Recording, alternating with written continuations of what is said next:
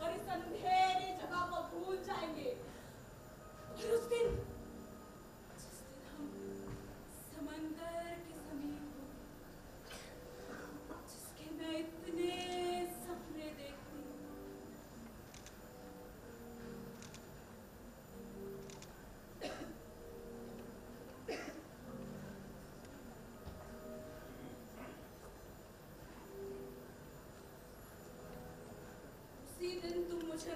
बातें देखोगी, लेकिन समंदर के किनारे आजादी से रहने के लिए बहुत सारा धन चाहिए।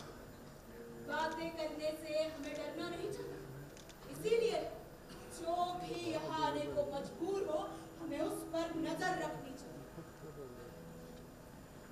वो बहुत धनी है, संभव है मेरी आजादी उसी के साथ शुरू हो जाए।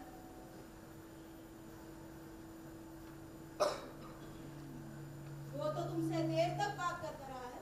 नहीं, कुल दोष है।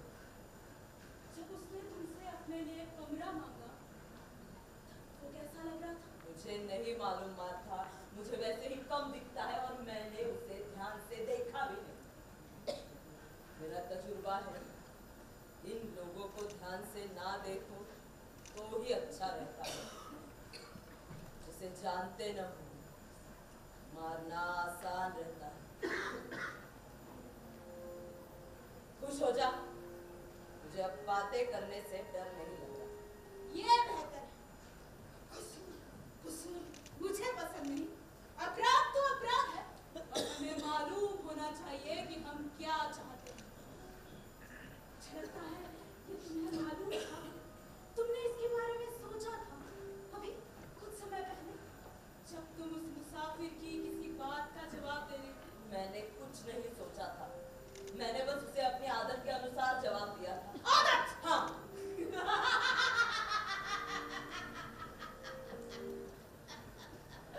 तुम तो जानती हो कि हमें कितने कम मौके मिले हैं।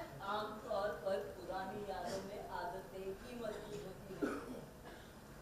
हाँ, मेरी आदत ने ही मुझे उसे जवाब देने के लिए उकसाया, उसे ध्यान से ना देखने की चेतावनी दी और मुझे विश्वास दिलाया कि वो आदमी जाल में फंसा शिकार लग रहा। माँ, उसे मारना बहुत जरूरी है। बेशक उसे मारना जरूरी है। ये तुम बड़े अजीब तरीके से कह रही हो। मैं थक चुकी हूँ मार्था, सचमुच, और मैं चाहती हूँ कम से कम ये मौत आखिरी हो। जान लेना बहुत ही तकलीफ दे होता है। मुझे समंदर किनारे या जमीन के बीच मरने की उतनी चिंता नहीं है जितनी ये कि हम यहाँ से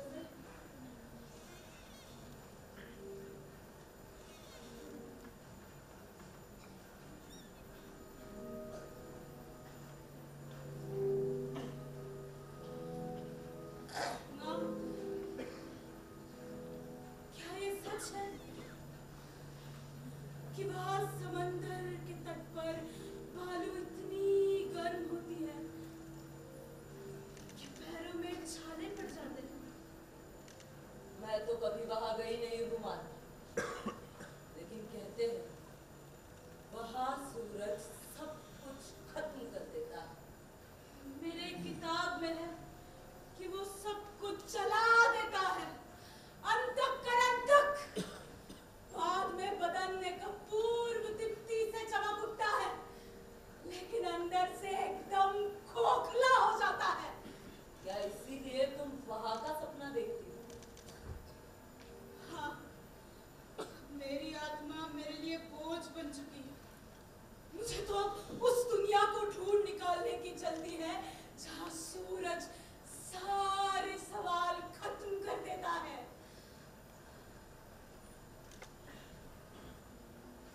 मेरी मंजिल यहाँ नहीं है। लेकिन उससे पहले हमें बहुत कुछ करना होगा।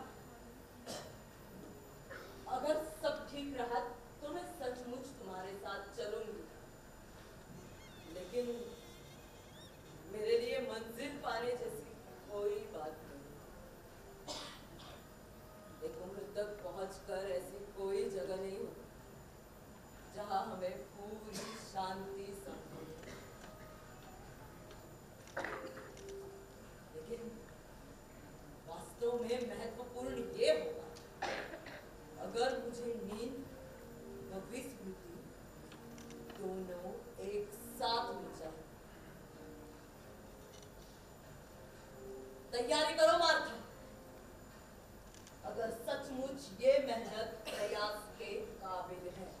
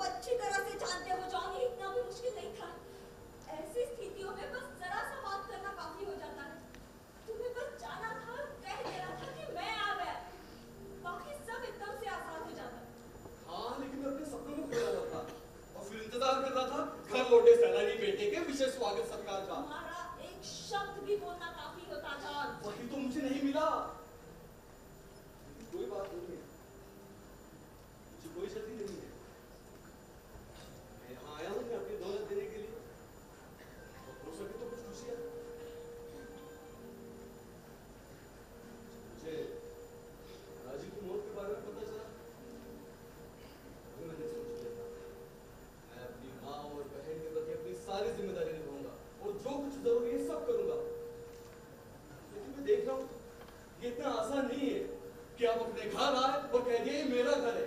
अरे आगंतुक को अपना बेटा मानने में कुछ तो समय लगता है। और लेकिन तुम अपने आप के बारे में उन्हें बता क्यों नहीं देते?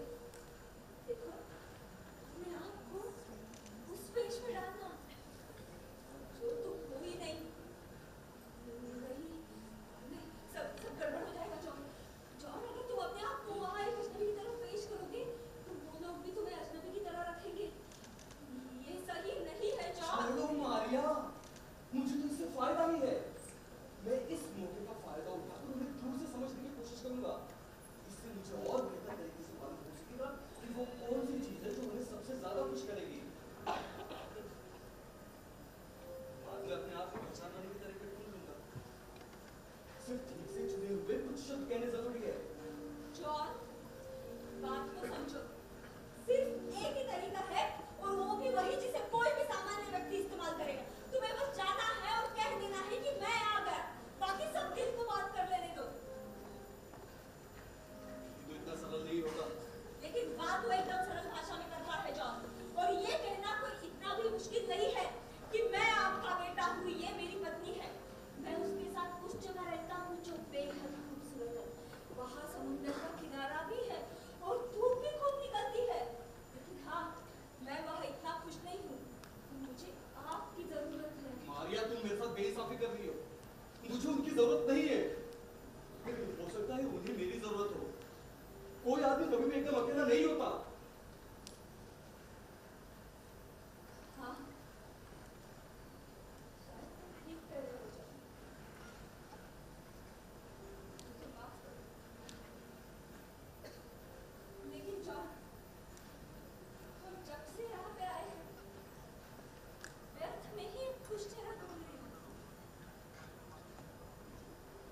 यहाँ की कोई एक चीज पे मुझे शक होने लगा है जॉन।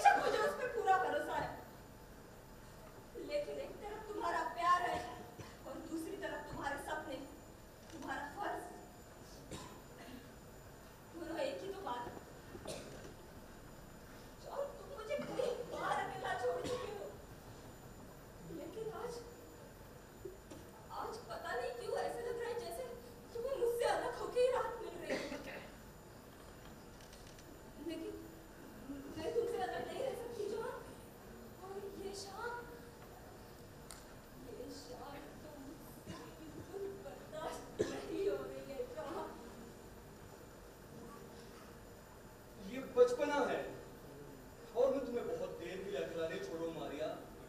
मुझे समझने की कोशिश करो, मुझे अपना एक फायदा पूरा करना है। वही जो मैंने अपने आप से किया था जब मुझे लगा था कि मेरी माँ और मेरी बहन को मेरी जरूरत है। वैसे तो तुम्हें फिर और एक फायदा पूरा करना है जॉन। कौन सा फायदा? वही जो तुमने मुझसे किया था जब तुमने मेरे साथ रहने की कसम खाई थी। मुझे पूरा विश्वास है मैं अपने दोनों वायदे निभा सकूंगा। और आज जो मैं तुमसे मांग रहा हूँ बड़ी छोटी सी चीज है। मैं उन्हें और अच्छी तरह समझने की कोशिश करूंगा और ये मालूम करने की कोशिश करूंगा कि उन्हें कैसे सुख पहुंचाऊं।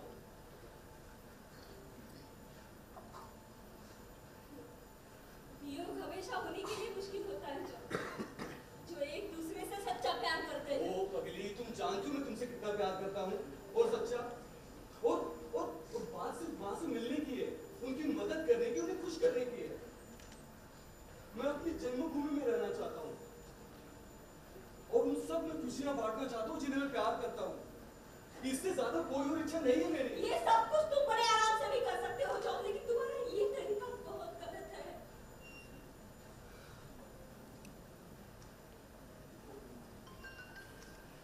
तुम मुझे अब जाने दो, मैं सही वक्त पर सही बात देकर सब ठीक करूंगा।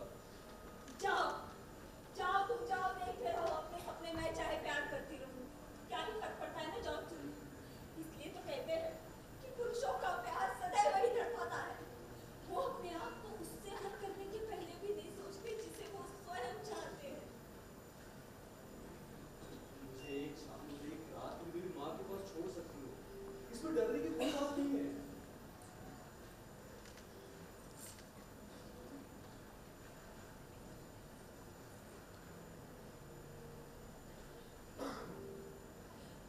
अपना ध्यान रखना जॉन। मेरा प्यार तुम्हारी रक्षा करेगा।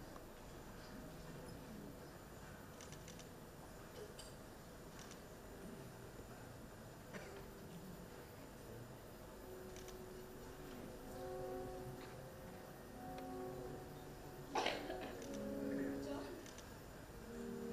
देखो ना, मैं कितनी वंचित रह गई। तुम तो जा रहे हो अपने एक नए लक्ष्य की तलाश में और मुझे यहाँ अकेला छोड़ दो इंतजार में। मारिया,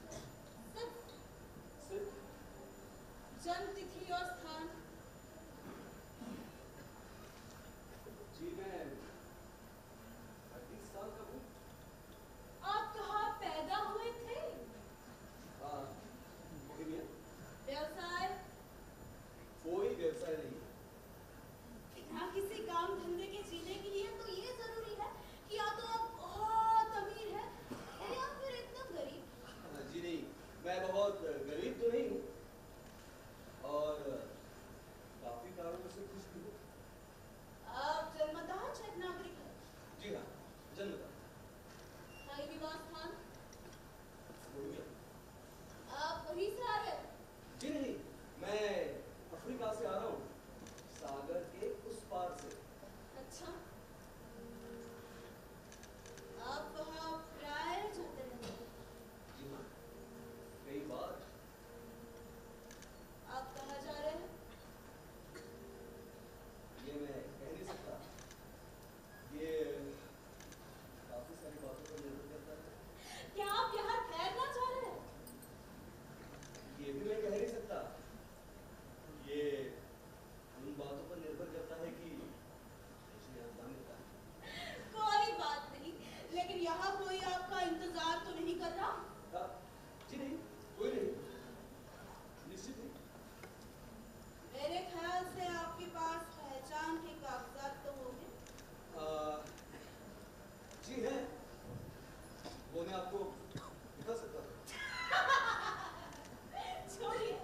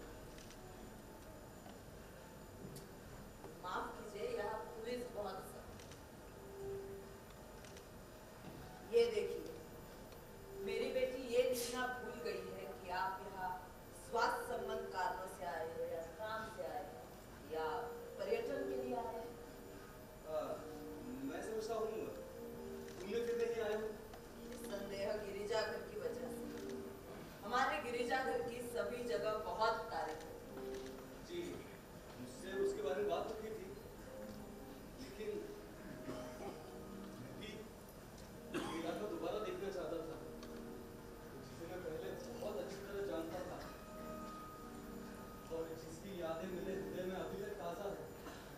तुम यहाँ पहले कभी रह चुके हो? जी नहीं, लेकिन बहुत अरसा पहले यहाँ से गुजरने का मौका मिला था, जिन्हें भूला नहीं हूँ। हालांकि हमारा कस्बा छोटा सा ही है। जी ये सच है, लेकिन मुझे यहाँ बड़ा अच्छा लगता है। और जब से मैं यहाँ आया हूँ, मुझे बड़ा अपनापन लग रहा है। आप यहाँ लंबे समय के लिए ठहरे थे। जी ये मैं कह नहीं सकता। बेशक मेरा ऐसा कहना बहुत अजीब लगता होगा, लेकिन मैं नहीं जानता। ये ठहरने के लिए कोई वजह होनी चाहिए, कुछ दोस्त हो, कुछ लोगों का स्नेह। अन्यथा कहीं और ठहरने के बजाय यहाँ ठहरने का कोई विशेष कारण नहीं होता। ये तो कुछ बात नहीं हुई।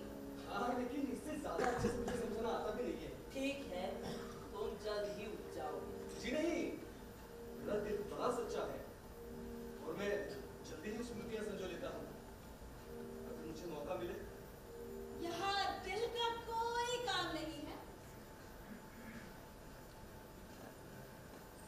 आप वाकई बहुत यथार्थवादी है।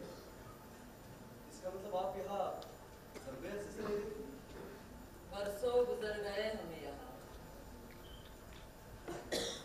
इतने बरस कि अब मुझे ये भी याद नहीं कि हमने यहाँ कब रहना शुरू किया था और तब मैं कौन।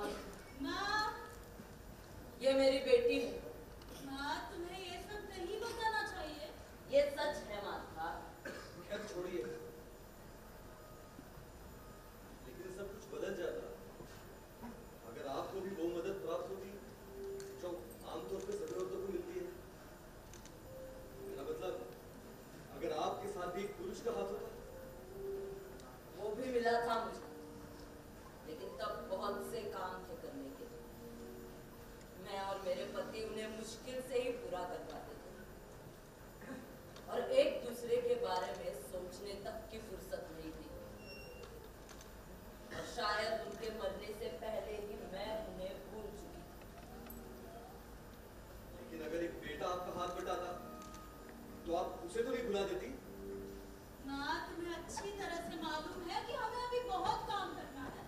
बेटा, बूढ़ी औरतें भूल जाती है अपने बेटों तक को प्यार करना। दिल भी काम में लगे लगे खत्म हो जाता है। लेकिन वो भूलता कभी नहीं है।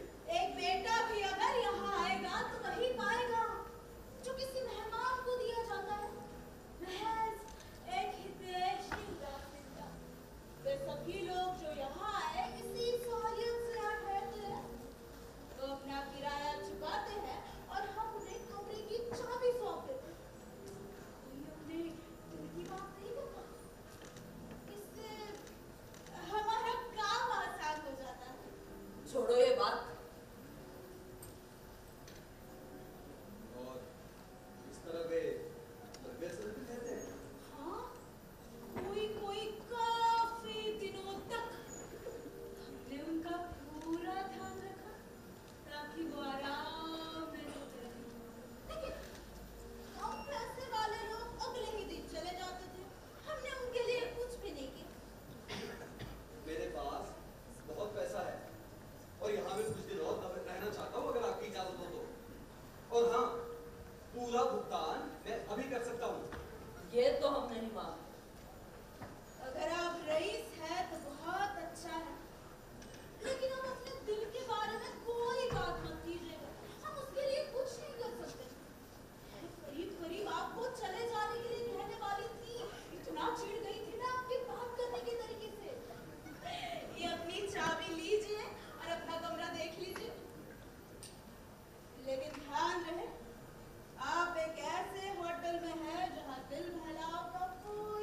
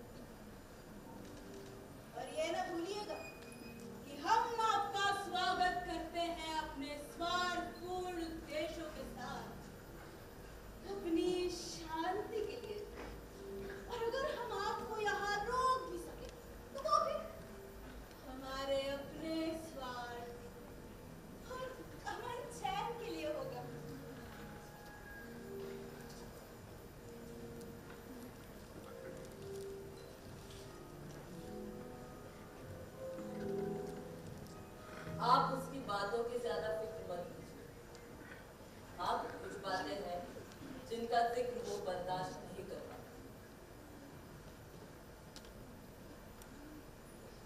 छोड़ो बेटे, मैं अभी इतनी बेबस नहीं हूँ।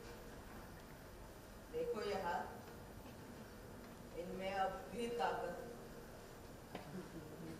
ये आज भी एक आदमी का बोझ उठा सकते हैं। क्या हो, मेरी बातों ने तुम्हें इतना सोच में डाल दिया? जी नहीं, मैंने आपकी बातें तो ध्यान से सुनी भी नहीं थी, लेकिन आपने मुझे अपना बेटा क्यों कहा? वो मैंने किसी भ्रम में कहा होगा। आप विश्वास कीजिए, मैंने किसी अनौपचारिकता से ये नहीं कहा। ये तो बस कहने का एक ढंग है। मैं समझा।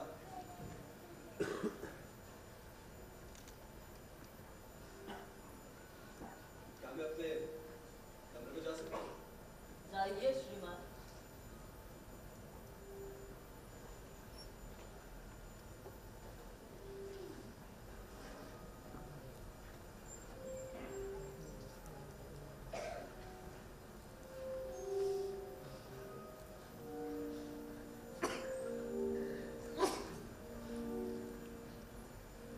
आपको कुछ चाहिए? जी, बस आपके द्वारा दिए गए स्नेहपूर्ण स्वागत के लिए आपको शुक्रिया कहना चाहता था।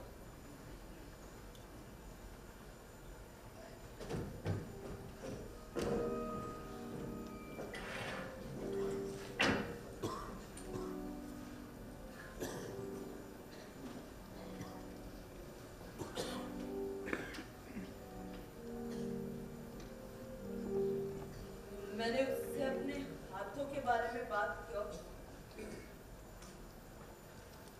अगर वो इन्हें देख लेता तो संभव है उसे समझ जाता जो मार्था उससे कह रही। अगर वो समझ जाता तो चला जाता, लेकिन समझा ही नहीं। मरना ही चाहता है। और मैं चाहती हूँ कि वो चला जाए, ताकि आज शाम मैं फिर आराम से लेट सो बहुत बूढ़ी, मैं बहुत बूढ़ी हो गई हूँ। इन हाथों से उसके टखने कस कर पकड़ने के लिए, उस पूरे रास्ते उसके बदन का संतुलन बनाए रखने के लिए जो नदी तक ले जाता। मैं बहुत बूढ़ी हो गई हूँ इस आखिरी प्रयत्न के लिए, जो उसे पानी में डाल दे और फिर मेरी बात बेजान सी लग जाए। सांसें फूल जाए और मांसपेशियों में गांठें पड़ जाएंगी, और इन हाथों में इतनी भी ताकत नहीं रहेगी कि चेहरे से वो पानी पोंछ सके जो उस बेजान आदमी के पानी में गिरने से उछलेगा। मैं बहुत बूढ़ी हो गई हूँ। ठीक ही तो है, हमारा शिकार तो अच्छा। मैं उसे वही नींद दूंगी जो मैं अपने लिए चाह रही थी। और अगर ये फिर कोई सपना देख रही हो, तुम्हें अच्छी तरह से मालूम है कि हमें अभी बहुत काम करना है। मैं इस आदमी के बारे में सोच रही हूँ, या कुछ हद तक अपने बारे में ही सोच रही हूँ। कल के बारे में सोचना ज्यादा उपयोगी होगा। मेरा साथ दो ना माँ। ये तुम्हारे पिता के शब्द है मार्था, मुझे याद है। लेकिन मैं ये पक्की बात बताना चाहती हूँ, ये आखिरी मौका है जब मैं तुम्हारा साथ दे रही हूँ। अपनी थकान को कल तक के लिए भूल जाओ माँ। सब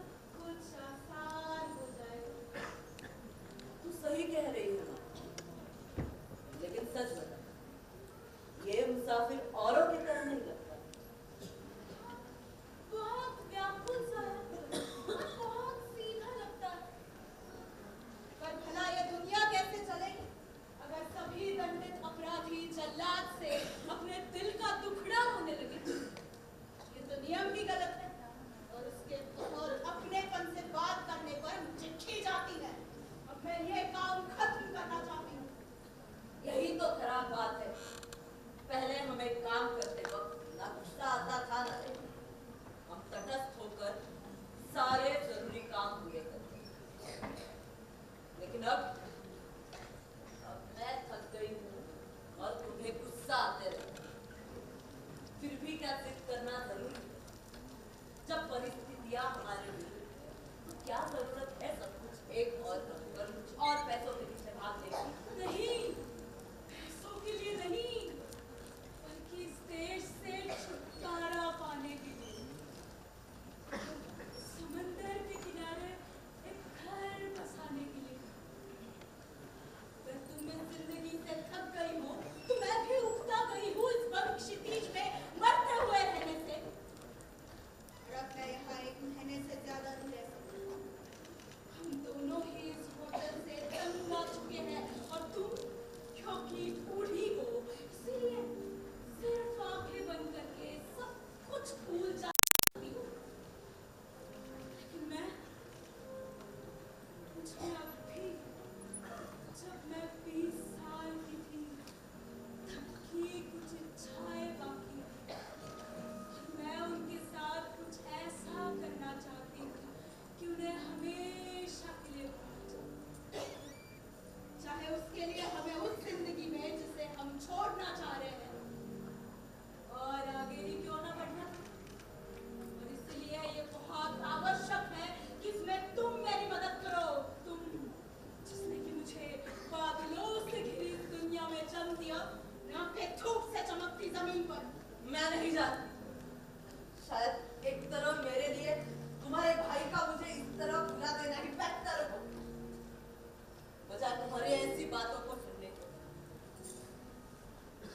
हाँ, तुम्हें अच्छी तरह से मालूम है कि मैं तुम्हें